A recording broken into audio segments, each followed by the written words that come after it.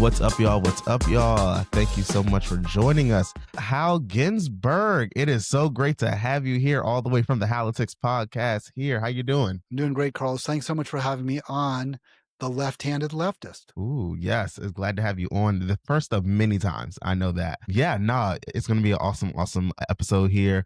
We got a lot of stuff to cover, especially with this different elections. We're recording this early, but it's going to come out one week before the election happens in November. So yeah, let's go ahead and get into it. We have a few different things that we're going to talk about here with different races in New York, Virginia, and New Jersey. And we're going to start with just some clips from what happened at the recent New York debate. And I want to get your thoughts on that. Sounds good, Carlos. Zorhan Mamdani and Curtis Sliwa squared off on issues and controversies ahead of the November 4th election. And what all of that experience has shown me, which Mr. Cuomo can't seem to understand, is that it is far too expensive and far too hard for New Yorkers to afford to live in this city. He literally has never had a job. On his resume, it says he interned for his mother. We could raise $1 billion from Columbia University, NYU, that are in the real estate business, and Madison Square Garden. Your friends, Andrew Cuomo, Jimmy Dolan, who pays no property taxes. The wide-ranging debate dealt with public safety, affordability, free buses, a rent freeze, and the ability to stand up to Donald Trump. But over and over, it seemed to go back to anti-Semitism, the Middle East, and whether Israel has the right to exist as a Jewish state. The assemblyman still won't say he believes that Israel has the right to exist as a Jewish state. He is a divisive personality. I've said time and again that I recognize Israel's right to exist. I've said that I will not recognize any states. I said that I will not as a Jewish state. If I would be allowed to finish, that I would not recognize any state's right to exist with a system of hierarchy on the basis of race or religion.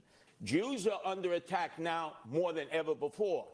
And I don't believe either of you have the capabilities of protecting them with increased anti-Semitism. I don't think in any way the assemblyman is representative of the Muslim community. Many of his positions don't even follow the Muslim faith. You know, it took Andrew Cuomo being beaten by a Muslim candidate in the Democratic primary for him to set foot in a mosque. It's been an hour and 20 minutes of this debate, and we haven't heard Governor Cuomo say the word affordability. That's why he lost. Overnight, each of the candidates' campaigns released statements touting their own performance Thursday night.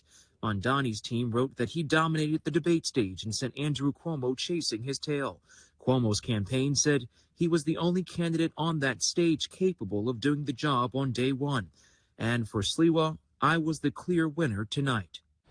So, Hal, sorry to subject you to Andrew Cuomo and Curtis Sliwa like that. What are your thoughts just from that debate and just overall with what's going on with the New York City campaign? Well, Carlos, first of all, that's the first I've seen of any of those clips. I didn't watch the debate, so it kind of caught me off the hopper a little bit. But based on what I saw just in those clips, I got to agree with Curtis Sliwa. I thought he was the winner because they played that clip of him talking substantively about taxing these super wealthy institutions in New York. I think he mentioned Columbia University. He mentioned Jimmy Dolan, who I think owns Madison Square Garden. And he said, those are your friends, Andrew Cuomo. We could raise $1 billion. I thought, yes, exactly. So from that clip, those clips alone, I thought Sliwa did nicely. The only other point I make real quick, I think it's not divisive at all to say, as Mamdani does, that Israel, Palestine, whatever you want to call it, I wouldn't call it Israel, but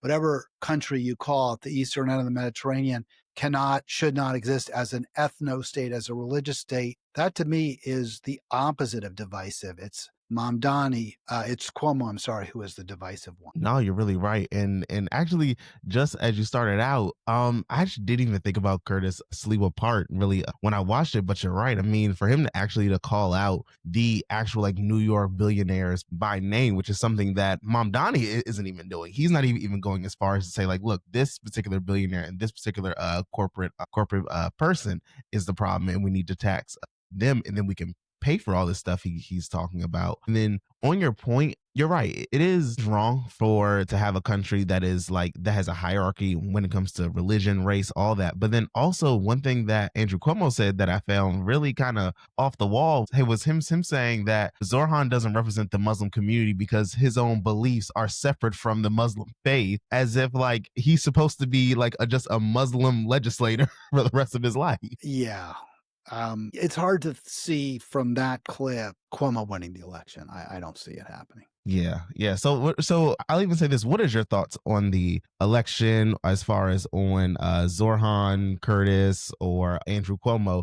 Who are you leaning toward? Or we already probably I know who mean, you're I'm leaning voting. towards. We know this. I'm voting for. Well, I'm not voting because I don't live in New York City. I've campaigned though for Zorhan Mamdani. I'm all in for Mamdani. I tell my friends and relatives who live in New York City to vote for Mamdani. And one other point, I agree with something Mamdani said, which when he was comparing Cuomo to Cuomo and Adams, when Adams was still in race, Eric Adams, the current mayor, that he would vote for, he would trust anyway, Curtis Sliwa more than either Mamdani, Cuomo. Mamdani would trust Sliwa more than either Cuomo or Adams. I agree with that as Yeah. well. Oh yeah, you're right. Especially after this like clip, and then seeing, look, you can say whatever you want about Republicans, but Curtis Sliwa is like a different breed of Republican. He believes in what he believes in.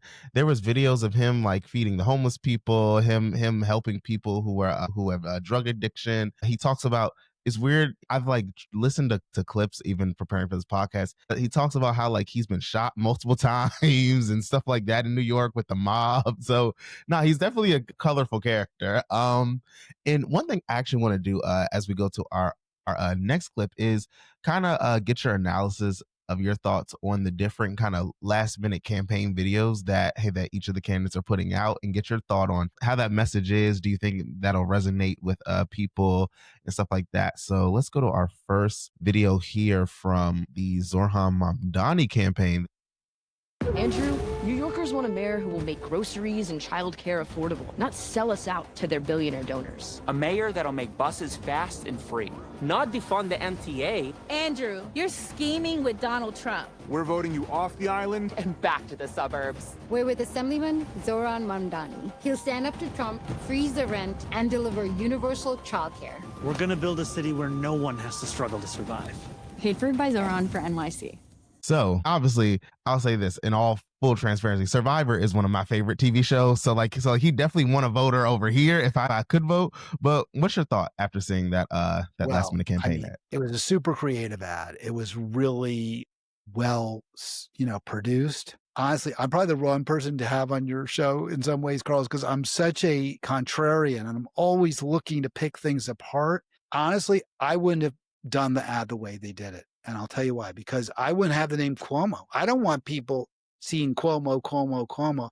I want them to see Zorhan, Zorhan, Zorhan.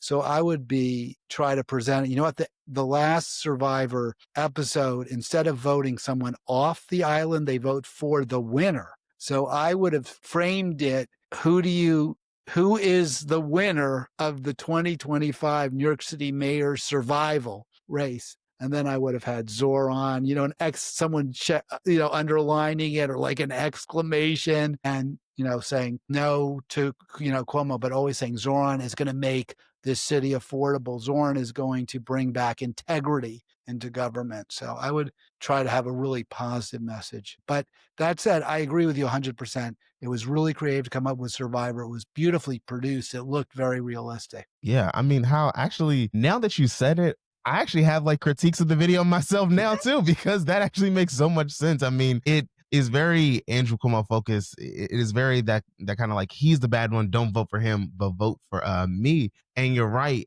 It is weird at this late stage of the game that you even mention your like opponent's name, and it's not turned into, I just need to promote myself. I'll say, yeah, it was definitely funny seeing like one of the most notable winners. I forget her name. She was the woman with the accent. She actually won Survivor, I think, twice before. So it's definitely good seeing like, or he definitely has like the whole celebrity Gen Z millennial approach. But it's gonna be odd to see how, if any of this is a negative to him, that he's also raising Andrew Cuomo's awareness rather than just his own name. I mean, I'm sure he's going to win. At this point, we've looked at some of the polling and the odds, and he's way ahead. I did not know. That's interesting to me that at least one of the people on that ad was a winner. Were they all survivors or all people who were on the show? I don't think so. I think just the one woman was. I need to, for all the Survivor fans watching, please do not judge it against me that I don't know all the Survivor cast people. But no, just her, I believe,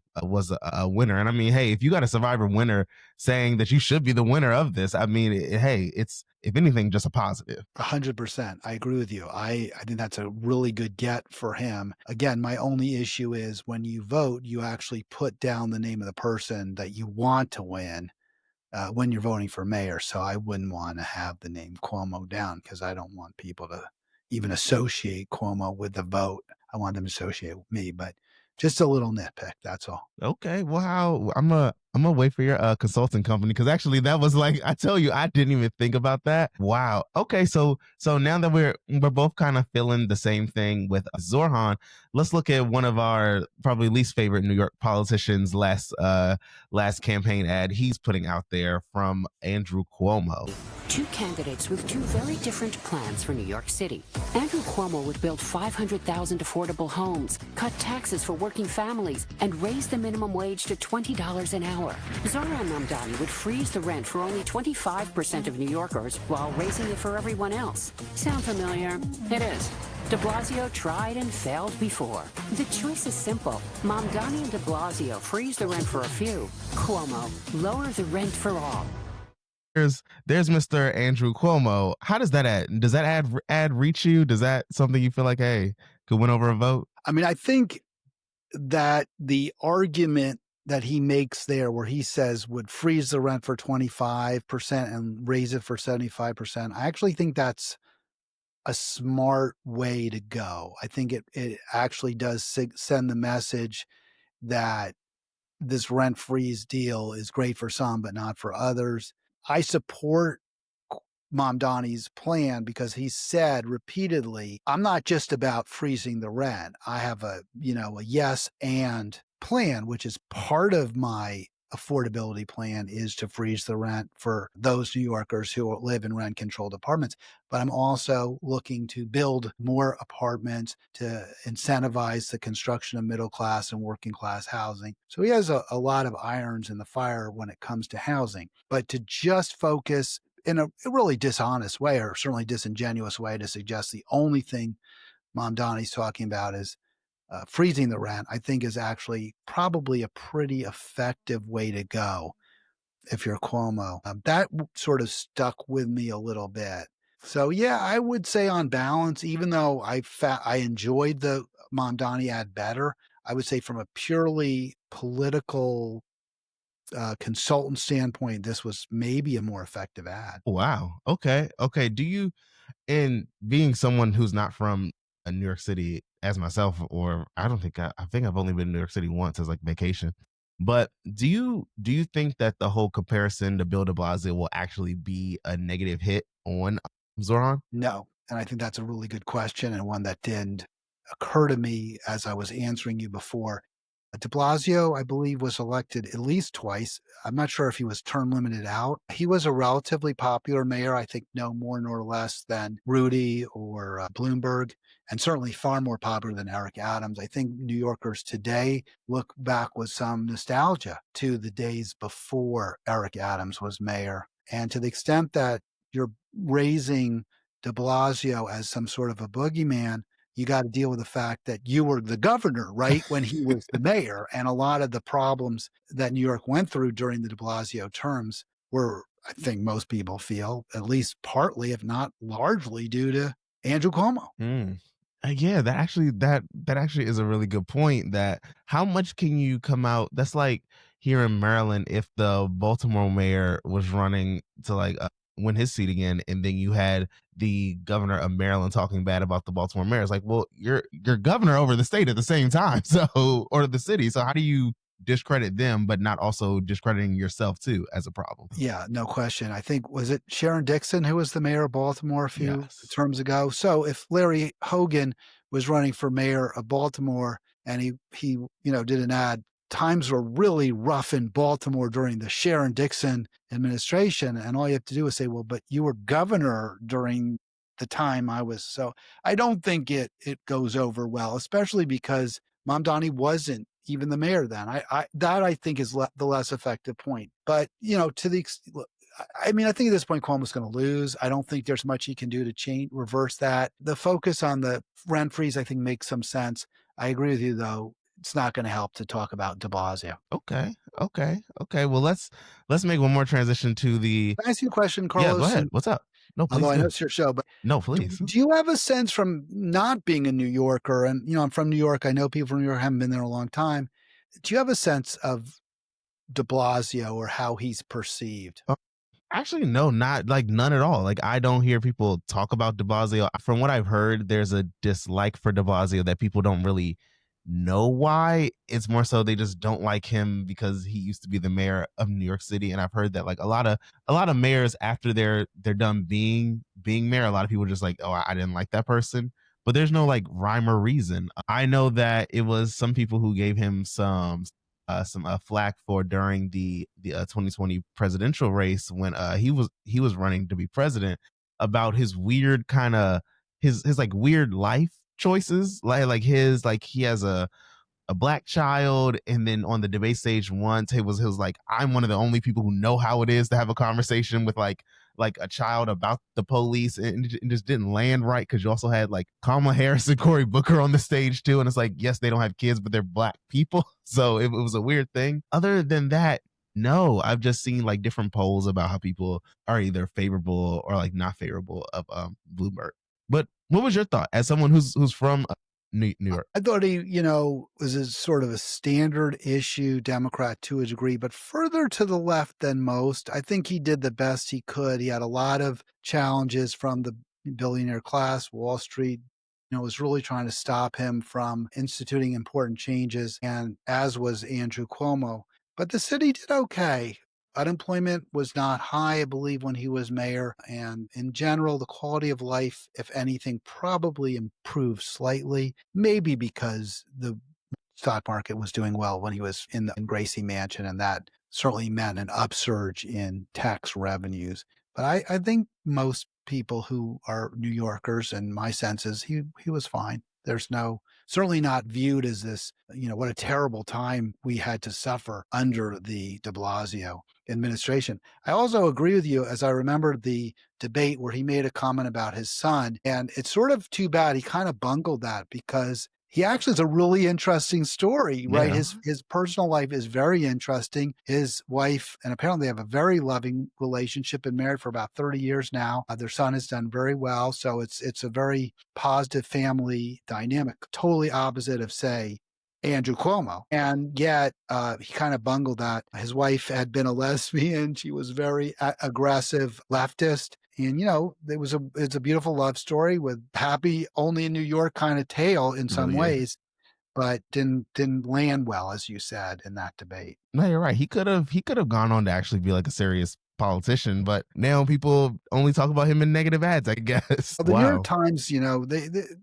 because the people who control what we read and what we see are either billionaires or they're employed by billionaires, and they don't want us to tax them. Yeah, you're right. I mean, and I bet you that, and that's why I would love to see how this race plays out too, because there's so much like corporate power concentrated in New York City. I do want to see what that goes like. I was gonna show this last clip from what's the name from Curtis Sliwa's race. I don't think either of us think that he's probably gonna make it anywhere at all. So I actually want to skip that clip and go into more just your thoughts on Zorhan, since we both probably see him as going to win. Do you think that not enough focus has been given to the New York City Council as well, because for him to get a lot of stuff done, he's going to need the support of not only the governor and Kathy Hochul, but also the city council. What's your thoughts on that? I'm not as well informed as I probably should be, Carlos. My sense is from what the New York Times has said, basically, and other, I guess, local outlets that I've read, is that the council is actually, at least it has been under Eric Adams, pretty far to the left compared to Adams. Now, compared to Mamdani, they'll be somewhat to his right. But what the Times basically said is that he should be able to get that rent freeze through. If he's going to push for some kind of universal child care, that will also be likely to be approved. The free buses that he's talking about will require Albany approval, but that's very possible as well. In fact, when he was an assembly member from Queens, there was a pilot program that was approved by the New York State Assembly. And I believe he has a good relationship with the leadership there. In fact, one of the leaders of the assembly endorsed him, despite being Oh, told wow. in the New York Times that he didn't get along with Mamdani. He said, no, I got along with fine, and I think he'd be a good mayor. Kind of made the Times look bad. So I think that he'll have enough support from the city council, but it's not based on real in-depth understanding, but just reading a few articles. No, thanks for that. It'll definitely be interesting because, as both of us know, it's been a lot of like kind of not a lot. It's been a certain type of criticism from the actual left on Zorhan, that he is either just like propping up these policies, but he's not actually going to put them into practice because of negative pushback from the governor or council. But then also it's been a pushback that he's been kind of tacking to the right. It'll definitely be good to see if he does have a council who will support some of his policies, and see, does he on his own push his policies to the right, or does he just fight as hard as he can to actually get them passed and get them approved? So it'll be an awesome showing. So I want to, or also before we move on to the Virginia governor's race, any other like thoughts, or just thoughts on Zorhan? Or Well, you alluded to this, Carl, so I'm sort of more interested in your thoughts than mine, although I'm happy to share them. But are you concerned, or to what degree are you concerned that Zorn could be, for want of a better description, another AOC, somebody who campaigns to the left, who says the right things to progressives? She came out of DSA, so does Zoran, and yet will at many opportunities betray the movement. yeah, I'm cautiously optimistic that he's not going to sell out his own base, but I am the optimistic part is that he is not coming out just like making full throated statements like actually no, we don't need to freeze the rent, or I can't do this, or I can't do that. So that's the optimistic part. The cautious part comes in when he is like moving back on the kind of defund the police rhetoric. He's criticizing people who are saying a globalized intifada. He's not coming out against the like Palestinian protesters, but kind of more like positioning himself in like, well, both sides have their problems and have their problems, which I think is a negative against him. And I don't know if he's doing it because he wants to curry favor with the like those like moderate centrist Democrats who are going to be like, hey, look, if you don't do this, we're not fine. Get in office. You're not getting anything done. Or is he just moderating himself? I'm not sure. I see it pretty much the same way as you do. I'm definitely taking a wait and see mode. I'm excited in many ways by his candidacy, but I'm also a little concerned about some of the rhetorical changes. But at the same time, I'm willing to give him a bit of a pass, because the old adage in politics is that you go to the extreme during the primaries, and then you move to the center during the general election. That's smart politics. We'll see whether he fights for the working people in the city of New York and fights against the billionaires and the Wall Street, the big law firms, and the Zionists. I mean, that's what I hope. That's all we can do, I guess, is hope at this point. Yeah, as we say on your podcast, we're in a sad state of affairs that mostly only help we got is hope. Awesome. Unfortunately. Yeah. So let's go to our next race here, all the way in the Commonwealth of Virginia. Our next door neighbors here, they recently had their debate. So Let's take a look at that. Virginia's gubernatorial debate between Abigail Spanberger and Winsome Earl Sears. Against anyone. What I'm saying is just very plain common sense. And I'm going to answer the question my opponent refused to answer, which is simply this. I will not rescind the governor's executive order. Girls' bathrooms and play on girls' sports teams. You have 60 seconds.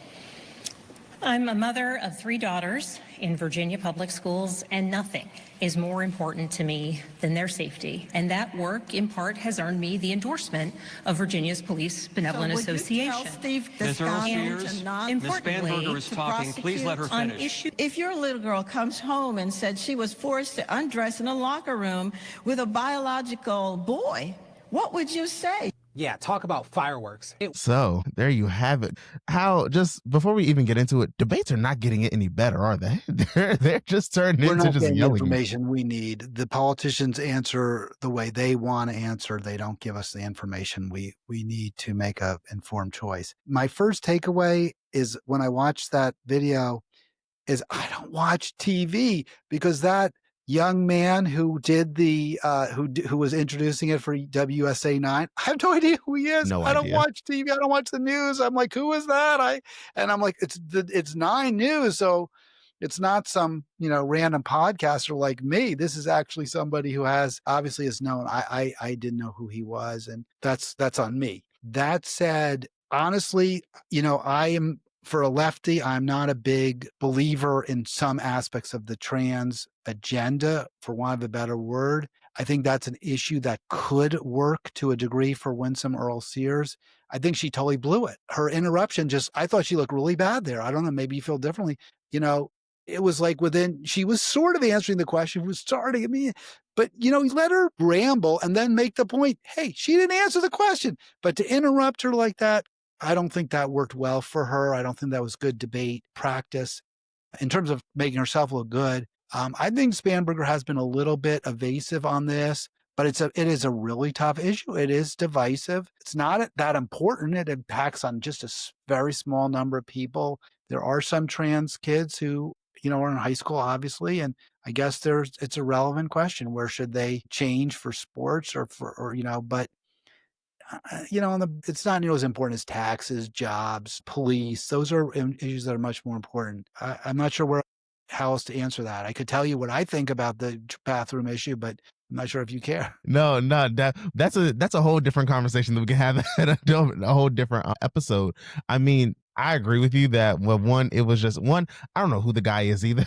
I was just finding clips and I was like, oh, okay, there's local news. And I mean, it also shows people are not listening to local news as much as they used to, because most of the reporting is just, hey, here's what actually happened. That's it. Like they don't do what we're doing here, have a conversation about it. Let's actually discuss, give people's thoughts and opinions. You're right. Winsome did not do herself any favors by just interrupting the entire time. And then, like you said, let the other person answer the question. Even if you think the answer is wrong or a lie, let them lie and then call it out. Don't just interrupt the whole time. And that even goes to when Joe Biden when Trump was debating Joe Biden, 2 different times he debated him. It was that people were saying Trump was just interrupting way too much. Like, you need to let the other person at least get their lie out. To Abigail Spanberger's point, to your point on her, I'm someone who was more to the left when it comes to the trans bathroom issue. I think, hey, people should be able to go to the bathroom that they identify with. I think that one of the big problems that with Winsome Earl Sears kind of like question towards Abigail when she was like, well, what if it was your daughter who had to undress in front of a biological boy? I look and say, why don't we just get to the root cause? We inherently think that if you have a boy and a girl in the same locker room, someone's going to assault someone or do something wrong. Well, why don't we get to the root cause? Why are so many assaults going on? What are we not doing right? But as far as that debate is concerned, that is a question that Abigail's going to have to answer. Like, either you're going to answer it and say either, yes, I agree with it, or no, I don't. Or you're going to say, I don't plan to do anything about this when I'm governor. Just come out and say, this isn't my concern. I think that would be a really good answer, what you said. Just say, hey, listen, that's up to the school districts. That's going to be their decision. And if my daughter said that she had a problem, with someone that was in the locker room with her, then, I would talk to her and see if there's a way to solve it. And if there isn't, then we'll deal with that. We'll figure out some other solution. I mean, that would be a good way to respond. But yeah, again, Sears kind of lost whatever she might have gotten out of it by her interrupting. Yeah, Cyril, did you hear this? Sears for a long time did not earn or did not receive Trump's endorsement, but he has now endorsed her. Ooh, really? Yeah. Do you think that'll be a help or like a hindrance to her? No, I don't think it'll help her. Yeah. Do you think? Well, I take that back. It could help her. This is the difference. Like we were talking on my podcast today about Hillary Clinton's endorsement of Abigail Spanberger. And I suggested that would not help Spanberger. And I do not think probably it would much, because anyone who likes Hillary is probably already going to vote for Spanberger anyway. And she will alienate some people. I'm not so sure that's the case for Trump and Sears. Trump has a very loyal base, 30%, something like that. Some of these folks down in rural Virginia, they may not be tuned into this race. There may be some. Now, she's an evangelical.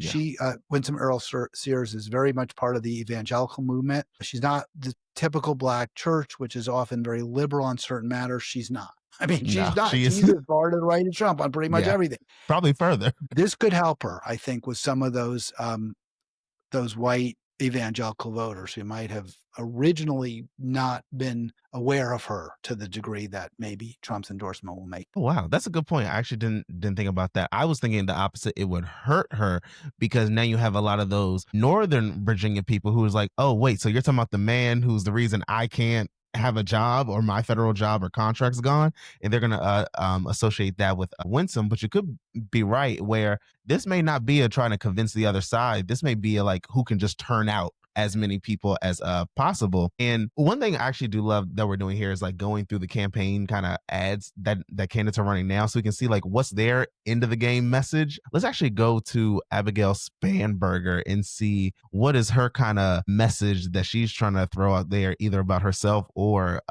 is it going to be similar to the last video about Winsome in a negative ad. Not so great for Virginia. Carlos, I just think her hair, that is like interesting that the way her hair looks there, it's designed, right? This is all designed to make her look scary, I think, to people. That's a production value. And you compare that with Mamdani, with his ads, every hair's always in place. And they try so hard to make him look, unkempt, but they can't, because he's always perfectly coiffed when he goes out. In this ad, they got Earl Sears where she doesn't look that kempt, and I think that's very interesting. Yeah, it's definitely just funny seeing how like opposition campaigns will like try to pick any little thing that you have to be like, all right, cool, actually they don't look professional here, or this is a bad picture, and that really does like affect actual voters, how they feel about the candidates. You're right. Budget backed by Winsome Earl Sears. The bill, as you know now, does so many great things. Not so great for Virginia healthcare. Augusta Medical Group is closing 3 locations. Part of the ongoing response to the One Big Beautiful Bill Act and the resulting realities for healthcare. With Trump and Sears, rural clinics close. Hundreds of thousands lose coverage. Costs go up for everyone. The bill, as you know now, does so many great things. No. Winsome Earl Sears. So far right, she's wrong for Virginia.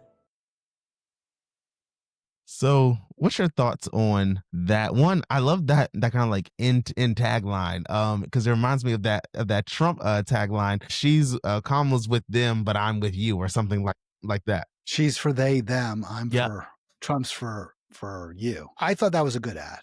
I did. That may be the best one from my perspective. And the reason is the issue that Spanberger identified, healthcare costs, is of such importance to so many voters, and understandably so. And Trump has been terrible on that issue. And Sears is right there. Earl Sears is right with him. She did say it's good, right? She said does so many good things. So I think that was a good ad. Okay. Oh yeah, and definitely making it seem like her particular quote is, the bill, as you know, now does so many great things. And you're right, especially when a lot of Virginians are affected by not just the healthcare thing, but the government shutdown. So depending on how long this government shutdown lasts, you could have Virginia like voters and workers who are like, I can't pay my bills. But who would you associate that with? Winsome Earl Sears, because she agrees with Trump. And that's also why I think this Trump endorsement may be a hindrance given what's happening now and how it's framed. Yeah. And Actually, let's go to the next clip with. Would you, Uh-huh. let me ask you this. Mhm. Would you vote, you would, well, I'll just say open-ended. Would you vote for Spanberger if you were in Virginia? No. I would leave it blank. I doubt that there's probably a third party candidate in Virginia. Probably, but I just leave it blank because I feel like one, I got to give it all credit. I don't think Winsome is going to win. So it definitely does help a little bit when you think the Republican won't win. But I'll also say that I don't think Abigail Spanberger is anything great. Like, she is, to me, voting for her is any other Democrat who just signed their name up. But I don't like that Abigail Spanberger didn't go through a primary. She was the only Democratic candidate, which is opposite from what they had last time when it was all the people running against Terry McAuliffe. Yeah. Yeah, I might consider her. I want to go look at her views on Israel again. That's the most important thing to me. Would she? But I don't think they're very good. It's not as important for a governor. I'd like to see, again, she's not going to be for Medicare for Healthy Virginia or some sort of universal plan. I look at Trump and he's so bad. I don't want to support anybody who supports him, which would be a factor weighing in Spanberger's favor. But the corporate Dems are so bad too, Carl.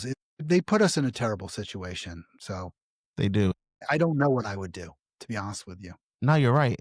And they make it worse for us too because they clear the field. So it's normally just them and just a Republican. They try to put people in a predicament of like, what do you want? Do you want the Republican to win or do you want the Democrat to win? Do you want the better of the two options? It's like, well, why do I have two horrible options in the first place? Give me a good option, or at least get out the way so other people can run. Yeah, it's sad. Let's see. Can I just ask? Wait, I got one more thing because I want to ask, because we're both Marylanders. When you look at the Hogan versus Wes Moore race and you compare that to the Sears Spanberger race, this is the one difference I see. I think Hogan and Moore are more similar. I think there are more legitimate differences between Sears and Spanberger, especially on the cultural issues, because Hogan wasn't a real culture warrior on the right, but Sears is. Yes. Yeah. It's definitely almost two sides of the same coin when it comes to Larry Hogan and Wes Moore. And I'll say this, even a matchup between them, I necessarily don't know who is better because I think, while I agree with probably more of what Wes Moore would do as governor or has done as governor than Larry Hogan, I also know when we had Larry Hogan, the General Assembly was more progressive to actually pass things and get things done. But now that we have a Democrat as governor, they feel like I don't really need to show up as much. So I don't know who's worse. Like, what do you think, Hal? Who do you take as worse? I don't know if I vote in that election. I just didn't see much difference. I would say, I agree with Moore. I agree more with Moore. I almost never agree with Hogan, certainly on economic issues. But, it's a problem because both of them are, I think, for the billionaire class, right? I mean, Moore's a finance guy. Hogan was a real estate guy. I don't know what. That's sad. Sears and Spanberger are different on the cultural issues because she's anti-choice. Sears, she's very anti-abortion, the bathroom stuff. Yeah, she's a strict conservative. Me to consider Spanberger a slightly less toxic option, but maybe not. I don't know. And I'll say one last thing on this too. Just with you bringing up Hogan, because there's been polls about how Hogan would do. It is weird that the Republicans in Maryland have no backbench it's just Hogan. Like, everyone's thought is, hey, it's going to be Hogan because but it also shows how out of lockstep Hogan is with the Republican Party in Maryland, because I believe the only reason you had Angela Brooks go up against Larry Hogan got in the last minute when there was no other candidates really running. And that's the only reason he won. Or no, he won the primary. Yeah, that's another race where it's not clear to me how different the two candidates really are. Yeah, they both support Israel. Both of them are like gonna sell out to developers. Slim pickings out here, Slim pickings. It's sad, right? It's what we talk about. We're in not the best place. We're not. Let's see what's her name? Winsome Earl Sears kind of last moment kind of campaign ads coming to. I'm Winsome Earl Sears, candidate for governor, and I sponsored this ad. Jay Jones says he wants to put 2 bullets in a political opponent. Let your rage fuel you. Jones says he hopes an opponent's children die. Let your rage fuel you. Now, Spanberger continues to support Jones. We deserve Jones, an attorney general who will stand up for the people of Virginia. Abigail Spanberger. She stands with him, not us. Look at them both using similar taglines to each other. Does that land for you? Well, I will say this. I saw a poll, Carlos, that shows Jay Jones, who had been leading the entire campaign against Jason Miyares, who is a very frightening, to my way of thinking, Trump MAGA guy, is now behind. I saw one poll that actually had Jay Jones behind. I want to go look and confirm that. But I think what Jay Jones tweeted, is that what he did? Or he text messaged or whatever he did? Someone. I would still vote for Jay Jones because I care about policy 100% more than anything else. And for Attorney General, I think it really matters not to have a MAGA. We've seen so much corruption from this Justice Department, and the law is weaponized to punish political opponents. I don't want anyone who's a Trump supporter within 5 miles of the Virginia Justice Department. So I would vote for Jay Jones, but the texts don't look good. They just don't. I mean, they were violent and wishing people get a bullet for this person or that. It is hurting him. I don't think Earl Sears is making a mistake trying to tie that to Abigail Spanberger. I don't think it's going to be very effective, though, because it wasn't Abigail Spanberger who sent those texts. Yeah, that was my thing too. I mean, I'm probably similar to you too. I would probably vote for just the Attorney General. My whole not voting for Democrats in certain races, I'm kind of like, it's fine. Like Attorney General, you're not going to do too much to really hurt the leftist movement. So I'm kind of more open to voting for a centrist candidate in that. And you're right. The Trump people for Attorney General, I don't need you in any type of law office for any type of checks and balances there. But I agree with you too. I don't think that it's really going to hurt Abigail much because Jay Jones is his own candidate. It's not like that's like a lieutenant governor to her being governor. It's not like there's some direct ties. It's very separate. And I don't think that that's going to really stick with anyone for Winsome. I think Winsome is kind of done. This is kind of her last hurrah. Yeah, I'm not so familiar with her policies. I know Virginia with her as a candidate. I know Virginia tends to go AB, or DR, and current governor is Republican. The governor before him was a Democrat. I believe the governor before him was a Republican. I might be wrong before McAuliffe who it was, but I think it's Spanberger's time, and so I think she will prevail over Winsome or Earl Sears, and that's what the polling shows. That she's consistently, I think, between 5 and 10 points ahead of Earl Sears. I did just look. The latest poll on the Virginia Attorney General's race has Jay Jones behind by 5 to 6 points. That is by the Trafalgar Group, which is affiliated with Republicans, but it does show a significant drop in Jay Jones support. Do you think he should withdraw at this point? Probably not, because the election is so soon, and I don't know how you could get a better candidate or one who's going to do better. And I do want a Democrat to win because, as I said, I want policy. I do think the texts were ill-advised. I think they're problematic. If it were the other way around, if it was a Republican who had texted that, I think we would all be talking about it and how this shows how violent they are. So, I mean, it's hard to defend, but that's my position. What about you?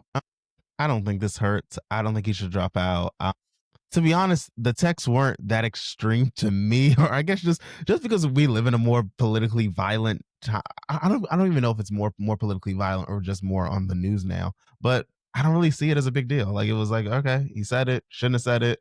All right, what's next? I mean, you have that whole story came out about how you had all these like Republican Turning Point USA people who were like having this racist, pro-Nazi kind of group chat. So if we got that, we got this. We got, right-wing shooters, left-wing shooters. It's kind of everyone's crazy now, I guess. But I guess final predictions from you about Winsome Earl Sears or I guess for the governor's race and also for the attorney general's race, who do you think is going to win? I think Spanberger's going to win. I would be surprised if she doesn't win, quite surprised. I hope she wins. I think she will win, even though I'm not certain I would vote for her. I think Jason Miyares will win. I think this is going to probably cost Jones, but there's a but. The but is the race is still 2 weeks away. Sometimes these October surprises come a little early. And then the race settles back to where it was, which I believe. I saw that poll and it had Miyares up by 1. I thought, oh, maybe this was before the text, but you could see it mentioned that this had come after the texting scandal hit the media. So I think Mears will win by a couple of points. Okay. Okay. Let's see if what Hillary jumps in Wait, in the wait, last minute. Just to clarify, I want to be sure we get you on the record too. So you think in the end Jones will Yes. I think in the end, I don't think enough Democrats are really gonna care too much when they look at I want either Republican or Democrat. I think they're just gonna vote for whatever Democrat comes their way. It's not gonna be anything shocking to them, really. Yeah, so let's go to our final race that we're going to be looking at. We are going to be looking at the New Jersey governor race. Shame on you. Second of all, shame on you, sir. Shame on you. During the Biden administration, she had no problem whatsoever with tens of thousands of people crashing our border each and every day, not knowing what impact they had in our communities with regard to fentanyl crisis, fentanyl abuse, fentanyl distribution, vaccination rates, and the like. Talk to your local police, talk to your county prosecutors in New Jersey. Since the border's been secured, fentanyl crisis has decreased significantly. She supported those open border policies. But with regard to everything she just said about my professional career, which provided my family, it's a lie. I'm proud of my career. You get 30 seconds. I'm happy to publish the information. And here are the sure facts. I work because I think our kids deserve better. I think the people you got addicted and died deserve better than you. And I'll tell you, tens of thousands here as you published misinformation, as you got more people addicted, as you got paid to develop an app so that more people could get more opioids and die. I got to walk at my college graduation. I got to walk at my college graduation. And I'm so glad that you then went on to kill tens of thousands of people in New Jersey, including children, and I never broke the law. They got. You just broke the law. law. In fact, your campaign right now is under federal investigation for how you illegally got access to my records. So to say that right now, and I think you're trying to divert from the fact that you killed tens of thousands of people by printing your misinformation, your propaganda, and then getting paid to develop an app so that people could more easily get the opioids once they were addicted. Families across the state deserve to know more about that. Mr. Tutorelli, you get 15 seconds. The difference between me and the Congresswoman, I got to walk at my college graduation. I've never broken the law. She had to pay federal fines for breaking federal law on stock trades and stock reporting. And the New York Times reports was trading defense stocks while sitting on the House Armed Services Committee. I think you get 15 seconds now. This is the same old misinformation that he continues to promote because he knows that I don't trade in individual stocks. He knows I've gone above and beyond that. He also knows he promotes some garbage number, but he actually knows so much about my finances because they're all to the dollar. But here's the other thing. What he never learned, despite walking at his graduation, was accountability, integrity, care for the community. And I think that disqualifies him. Tam, thank you both. She released 2 years of tax returns the years after she paid the federal fines. I've released 12 years going back every single year. You released yours a minute before the last debate because you knew I was going to call you on it. First of all, so that was definitely the most lively one out of all the clips. What are your thoughts on that one? Well, I don't like either of them from that, but I dislike Citarelli more. I really think he came across in that video as a little smarmy. I think the whole thing, well, you didn't get to walk with your graduation. I don't think people are going to care about that. She's a graduate of the Navy, U.S. Naval Academy. I think that's what they call themselves. Very impressive. She's a Georgetown law grad, which is impressive me since I'm a Georgetown law graduate. Ooh. I think the whole thing where she was making the point about the fentanyl crisis, tying him to it, is more effective than whatever he was trying to claim she did, that he, I guess, is a pharmaceutical executive who profited from it. I just looked at the Polymarket numbers. She is up 84% to 17 are the odds, which is good. Not as good. Mamdani's over 90%, but still solid. She's down a little bit. She was over 90%. I think that whole scandal, quote, scandal about her at the Navy may have hurt her a little bit. But I think New Jersey is a Democratic state. They have elected Republicans, including, of course, Chris Christie. Good old Chris Christie. Chris Christie, sure, but I think she'll pull this one out. Okay. I think actually both of them did well within the debate. I definitely think that her keying in on his him being a healthcare exec, the whole mobile app to get more people opioids when they didn't need it or are already addicted, I think is a horrible mark on his record. And I think I'm actually interested to hear more about the stock trading that she did as a congresswoman to get stocks on the or military stocks, and also part of the Armed Services Committee too. But I mean, it shows just how much money flows throughout Congress. But what I've been hearing more is that it is a kind of a mixed bag race. I mean, I definitely agree with you. New Jersey seems to me more just like a straight blue Democrat state, but I mean, crazier things have happened here. I know that Citrelli is like a huge Trumper, and Cheryl is more like a, would you say like a moderate Democrat, basically? I would. I think she's a Westmore Abigail Oh, Spanberger okay. Democrat. Gosh, we need where are the actual where are the actual leftists who are running for these There was a offices? leftist running for governor, and there were about 7 left. There were 7 candidates, I believe, in the primary, and there was the worst was Josh Gottheimer, who's just an absolute, Yeah. true white and blue, because those are the Israel's colors, Zionist. But there was one who was a labor, who was backed by labor. I don't remember I believe it was a man, his name. I think Cheryl was viewed as sort of in the middle, not a hardline ideological leftist, but also not a corporate shell the way and militarist like Gottheimer. So I think the progressives I know in New Jersey are okay. They don't love Cheryl, but they're okay with Mikey Cheryl. And I just did look at it, one more poll, Carlos, for whatever they're worth. That's what I often look at. One that just came out 3 days ago, Fairleigh Dickinson University. That poll shows Cheryl with a 7-point lead, 52 to 45%. Very few are undecided. She's consolidated Democratic support. I think that's in line with other polls of New Jersey. I would be surprised if she doesn't win. Okay. Okay, definitely. Yeah, that wow. Okay, let's see what her kind of last minute vote for me kind of campaign slogans are, or campaign ad is. And we already see one of the most notable Democrats is right front and center at her ad. Hey, New Jersey, this is Barack Obama, and I want to talk to you about my friend Mikey Cheryl. Mikey is a mom who will drive down costs for New Jersey families. As a federal prosecutor and former Navy helicopter pilot, she worked to keep our communities safe. Mikey's integrity, grit, and commitment to service are what we need right now in our leaders. Mikey Cheryl is the right choice for your next governor. So go vote by November 4th. How was that to you? Was that compelling to you? Well, I was going to say Obama looks old, but then I looked at my own face and I was like, yeah, I guess we do. I guess he and I both do.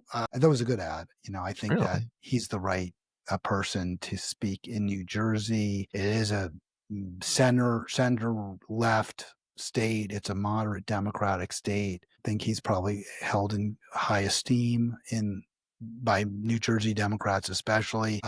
I'm not sure what percentage of New Jersey is black, but certainly some of the cities, Paterson, Newark, I believe Jersey City, have large black populations. So it's definitely not de minimis. It's definitely relevant. I think that ad will help him, will help Mikey Cheryl. Yeah. Oh wow. You don't feel the same way? Not really, but on a side note to that, I looked up the racial demographics of New Jersey, and just a quick Google search, it says that New Jersey's black population only 13%, but I don't think it was good. I mean, I definitely think anytime you can use Obama, you go up some in the polling, but there was no like really keying in on any policies that she stands for, anything that she's going to do. It was more just that broad, she'll lower down costs, she'll like help out with your health insurance, but that was it. It was nothing that like you can say, oh, I know Mikey Cheryl, she's going to do this for me because Obama said it. And it seemed like they're just coasting over that, like, average Democrat. As come supporter, she's an average Democrat. There's nothing special about her. Especially is in stark contrast to the other campaign ads that we've been seeing here, where they're more either pointed at a specific policy, whether it's like the rent freeze, or it just goes full negative on the other person. This was none of that. So that's interesting what you said. I wasn't really focusing, as I often do, as I pointed out. I think there was an ad by Spanberger that I thought was very effective where she talked about health care costs. That didn't happen in the Obama ad. That's a great point, Carlos. I think that's okay if Cheryl has other ads where she does talk about her policy. If that's what she's going to lean on, if she's going to lean on Obama without specifics, I share your concern for her to the extent that I'm speaking for her campaign. Okay, awesome. Let's see what this Citrelli is saying here as well. I'm Jack Chitterelli, born and raised right here in New Jersey, where it's never been harder for the middle class. As governor, I have a plan to fix our state. In Congress, the only thing Mikey Cheryl fixed is her bank account. Well, did you make $7 million in stock trades at all? Or? I haven't. I don't believe I did, but I'd have to go see what that was alluding to again. Come on. Who wouldn't know if they made $7 million? New Jersey needs a governor who gets it. Mikey Sherrill doesn't. I do. Okay. What do you think I think I about? got his name wrong. I think the way he says it is the way you were saying it, which isn't, isn't acceptable on TV, apparently. Right. That's what Can you say that, Jack? Yeah, Shitterelli. I was like, oh, okay. Well, I feel like that'd be us like criticizing him, but Yeah, right. say that if I just I'm say it a different way. I thought it was a good ad, but I thought it messes up because he says like, you all know what I'm going to do for you, and then never explains what he's going to do for them at all. What are your thoughts on that? I thought it was effective. I thought that by him focusing on her with Charlemagne Dagod, I thought that looked really bad for her, right? I mean, she could just hum and hum. I don't really, I'm sure she knows to the penny how much money she made with those stock trades. And even if she didn't, you got to be much cleaner about that stuff. I give Charlemagne credit for asking those tougher questions of Democrats. I like that he does that. I think he goes about as far as he feels he can go, which isn't that far, but it is farther than a lot of other hosts. So good for him for doing that. I like to see Shitterelli go on that program as well. I doubt he would. I know, right? I think that especially after seeing Mikey's ad when with Obama, I definitely think that was a good counter to say, all right, cool. Well, let's bring you in front of more black people and see how you did there. I think that's definitely something. If you know what, I don't know how many people on a day-to-day basis are going to care about her making stock trading because it's been such so normalized in our politics. A lot of people think, well, she's doing it, everyone's doing it. All of them make money by this. So I don't know. What do you think? Do you think that's going to have any kind of effect on her, the race, or anything? I don't think so because it's not that egregious. It doesn't really feel like the kind of Pelosi style crooked trading that we hear about, but it may be the same thing. Was Cheryl, was she a congresswoman? Is that what she? Yes. So she did have a lot of insider information. I mean, I personally really don't like it. I don't know that it will have the kind of impact that Shitterelli would like it to have. I don't think anyone likes this. I don't think anyone supports the insider trading, the corruption, but I don't know that it's going to be decisive in this race. Yeah. I'm not really sure. I was curious whether you think that her appearance, how do you think her appearance on the morning show will play? I think if you can hammer it away, it may eat at some of her support. But I think, I mean, what if you counter with the Obama ad, it all evens out to nothing. And I think that if New Jersey, and I could be wrong about this, but if New Jersey was like one of those like heavy into kind of national defense, so many hit like military bases and kind of military jobs, then I could see this like ad really being effective because they're like, okay, we have military right in our backyard, so she's really gonna be making money. But if that's not the case, I don't think this is gonna be that big of a deal for her at all. Probably not, although yeah, there are bases in New Jersey. I can't remember there's a big one there, but I forget what it's called, but we'll see. I was sort of curious whether you think that black voters, and I don't know what the demographics are. I know the morning show is very popular. I don't know exactly who watches it. I assume it's a pretty wide swath of the black community in this country. Would they give her credit? Would black voters give Cheryl credit for going on that show at all and making herself familiar to them? Actually, I will say you get some credit just from like going on there. Like there's a reason that every presidential candidate, whether they're going to disagree with them or not, you feel like you have to go on there at least and show your face. I think you get I don't want to call it credit. I think that you get name recognition at first. You get like people saying, oh, okay, I know who you are. The people who actually sit there and listen to you and hear what you say, I think you can either do really well or you can like tank your entire campaign. And I think if this is a highlighted moment, I think it could turn into a tank your campaign moment. But it has to be, I mean, there has to be something big that comes out of this. It has to be like, oh, she actually did make this much money and she stole this much money, or she had information that like no one else had. I agree with that. That's how or I see if you could tie it to like Israel. If they could do that, that's a big deal. I would say that Kamala Harris, I think she may have hurt herself by going on the Breakfast Club. Really? Well, I think she and Charlemagne got into it a little bit, as I remember. Maybe I'm totally misremembering the interview, but I thought he asked her a couple of questions that she didn't seem real happy about. Maybe I'm wrong about that. You might be right about that. You might be right about. I don't know why my brain's blanking on that, but yeah. Maybe it was about Israel. Not really sure, but I thought there was one or two questions he asked her that didn't play well. I'm sorry if I'll clip it in here. got that wrong or I'm misremembering. No, you're good. If I find it, I'll add it in. A lot of your press hits get criticized. You know, folks say you come off as very scripted. They say you like to stick to your talking points. And some media says you have. That would be called discipline. One of the reasons the America First rhetoric resonates because nobody in America would complain about where money was going if American citizens' everyday needs were being met. So what do you say to that?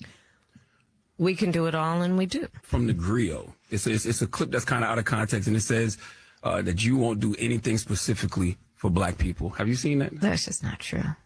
And listen, again, you said it at the beginning of this visit, Charlemagne. One of the biggest challenges that I face is mis and disinformation.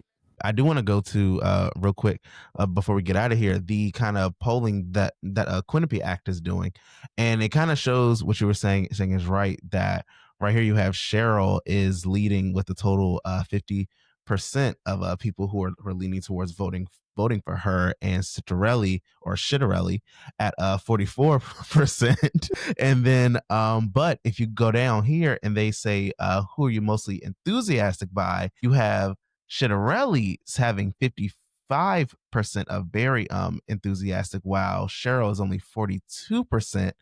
Want to get your thoughts on that. What do you think is kind of like leading her to be more popular but having less enthusiasm? You know, she's a centrist Dem. You know, she's not gonna excite people. There are the issues that you mentioned about her stock trading. By the way, it's called The Breakfast Club. If I called The Morning Show, I'm sorry. Yeah. My show was The Morning Show. I knew it was something like The Breakfast Club is the movie by John Hughes with, I can't remember the actress. Oh yeah, all the people in the cafeteria got detention and Molly stuff. Yeah. Ringwald.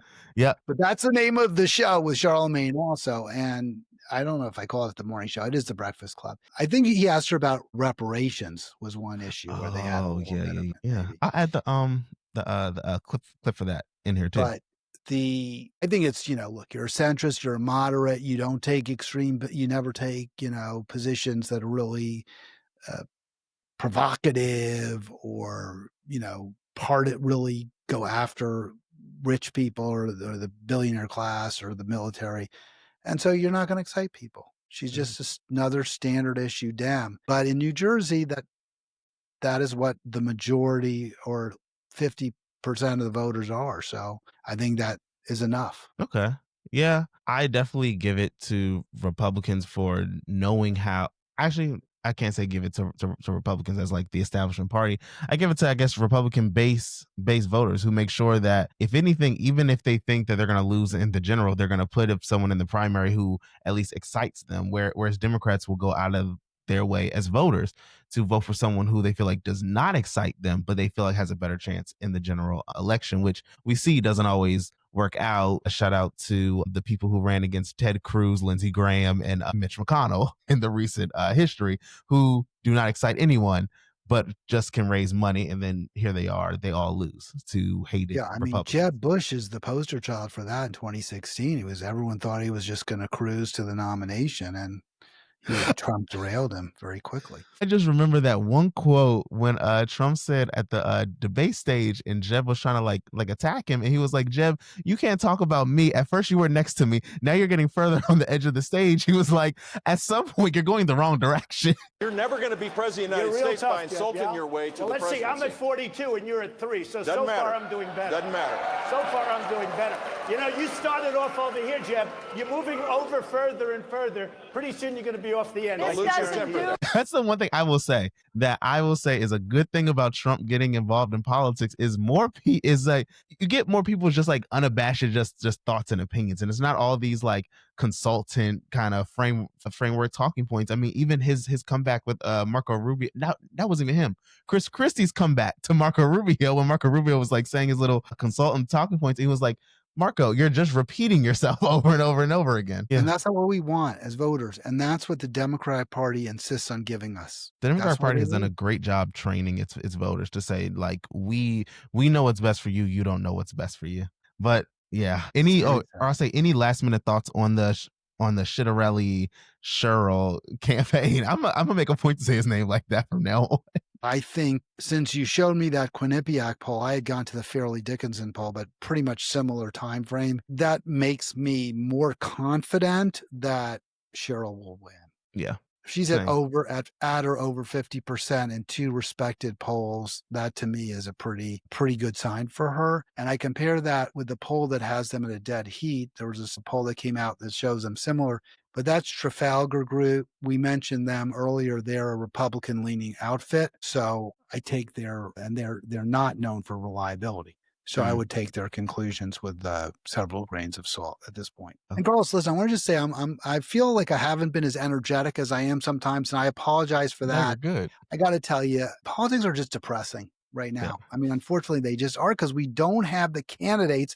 Even the ones we like, they come with an asterisk, like Mamdani. Yeah. Right? Like, well, he's pulling back. He's like, well, I don't use the term globalize the intifada. I would discourage its use. Or, yes, of course, I want Hamas to disarm. And then he adds, and of course, I want the IDF, Israeli occupying forces, disarm too. But it doesn't feel like he recognizes in those kinds of statements just how Israel's responsible for this genocide. And that is problematic. And so all of this combines to put me in a space where I'm not feeling it about the Democratic Party or about our politics at all. No, you're right. I mean, we're just getting so many lackluster candidates, and even the good ones, like you said, are just like they're bottom of the barrel good. Where like, and then you look at other countries, how they can just like how they have so many parties, and the thought process is so different. The debates are different. Just the candidates are actually grassroots, or at least a version of grassroots candidates. I mean, I'm trying to get excited about people like Butch Ware in California, but I also look at that as like, is that something I should put my like energy into, or is it kind of just,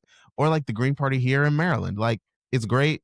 Go Andy Ellis. I definitely want to have him on, but it's like, what's the plan moving forward? It feels like they're vanity projects, doesn't it? Yeah. Like they're doing it for themselves without. Now, that said, I'm glad they are. I want to have someone I can vote for, but our efforts, meaning your efforts, my efforts, others like us, Sabby, Brianna Joy Gray, to cajole people, to excite people, to get people to look at these candidates that we think are far superior in many ways. Not perfect, nobody's perfect, but better. It doesn't seem to work, right? I mean, their numbers are 1%, 2%. Yeah. The people, like, I mean, look at what Jill Stein did last election. That was the worst out of, I think, all three of the campaigns that she's run for president. And I don't know what's going to change it, because at a certain point you blame, the establishment, you blame the money in politics, you blame all that, the media, all that. But then at a certain point, and you come to this conclusion in different conversations I've had with you, the voters just aren't voting for these people. And it's worse in the Democratic Party than it is in the Republicans, because again, Republicans allowed Trump to say, look, you're going to run in this primary. If you win, you win, and we'll stick by you once you win. Democrats were like, I don't care. Even have Democrats in the 2020 primary who was like, I'll vote for anyone other than Trump. See Bernie do well and then say, but Bernie, it can't be him because he can't win. Well, you just said you would vote for anyone. So get along with Bernie Sanders, who actually has a message and actually could change our trajectory of the country. But no, we're going to go with old, tired Joe Biden. And then that's why we have Kamala, and then she lost. And then where are we at now? But we let these old people run our politics in the Democratic Party. Old, rich, corrupt. There we go. Not a recipe for exciting anybody. The world's worst old folk home pudding cup. Like, it's sad. It's sad. It's sad. Hal, any final words for our people here? You've done an amazing job. Carlos, Child's viewers of the left-hand leftists, you're very fortunate. Keep watching. Carlos, subscribe, click, whatever it takes. I always say comment too, because that helps cut through the algorithm. I don't, Carlos, you're more on TikTok that I'm not on TikTok. So I don't know all the where's, whys, and wherefores, but keep doing what you're doing. You're a great asset for all of us to have out there. So, thank you as well. I mean, thank you. how, as somebody who taught me organizing, who helped bring me up in the leftist spaces, again, thank you. You've had me on your podcast multiple times. And also, please, everyone, please tune into Halitics, and you can see it every single day for his live streams on YouTube at Halitics, and on Facebook as well at Halitics as well. Any other social media, Instagram, all that. Pretty much I just put on X and, the links there, but I don't actually broadcast it. I probably should start looking into those as well. You urged me to do it, and I've There we been go. resistant. But, you were saying how I taught you stuff. And it reminds me of this movie where there are these two detectives, and one of them turns out to be the train robber, and the other detective tracks him down. And the first detective is the old wise detective who taught his subordinate everything he knows, and it turns out he puts him in jail too for that. So, oh dang! See, I hope you don't use whatever I taught you to take me down. Oh, no how. Look. I always tell people, if I ever turn a state, please come and pull me aside and say, Carlos, we got to get it together. Right back at you, my man. Awesome. Right back at you, Carlos. Thank you, Hal. Thank you, all your viewers. See you next time on Left Handed Leftist Podcast.